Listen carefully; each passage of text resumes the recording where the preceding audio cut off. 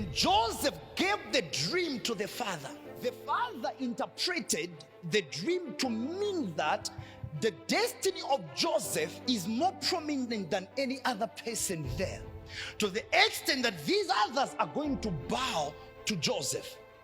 But the dream that Joseph had was very strategic. He said, I saw 12 stars. When the brothers heard the interpretation of the dream, they were jealous. They became envious of Joseph. But there's a part of the dream that they didn't understand. Listen, when they heard the dream and the interpretation, they became jealous. But there's a part of the dream they didn't pay attention to. That is what provoked their jealousy, because they didn't pay attention to a certain part. In the dream that Joseph dreamed, and in what he said, I saw 12 stars. I saw 12 stars. In short, we are all stars and we are 12. I am part of the stars, despite me being lifted in a different way, but we are all stars. So if they were very much careful and they paid attention to what Joseph was saying, there was no reason to be jealousy. Because if he said we are 12 and we are stars, they could have simply said, shine your shine, I shine my shine, shine your shine, we shine our shine. But they became so jealous that they focused on the prominence and the brightness of the brother's star.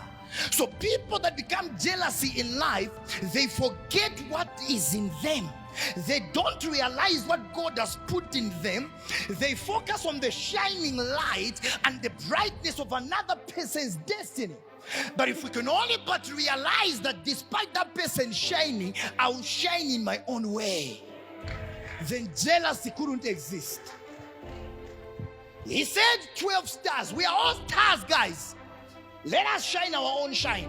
Let him shine his own shine. Do you know the reason why I don't have any reason to be jealous of another man that is rising up there? Because I'm a star on my own. As he's shining, his ability to shine, listen to me, the ability of your friend to shine won't stop your own shine. It is believed that in the constellation there are billions of stars in the galaxy, but each star shines in its own right. It doesn't matter who is shining now. If you are a star, you will shine despite who is there. Despite who is shining, you have got your own light that will reflect that with time. So we begin to forget what is in us and we're focusing on what another person has. Some of us, God has given us the prophetic that is just out of this world. There are people that can't prophesy the way we prophesy, but they can teach in another level. Instead of them focusing on their teaching level and shining in that dimension, they begin to focus on the prophetic that is on us, and they forget to shine. So because they are focusing on us who are shining, they abandon their little light and their light becomes dim. So every time you abandon your light and you begin to focus on another person shining, your star looks as if it has lost value. And that is where jealousy comes from. That is where jealousy comes from. That is where jealousy comes from.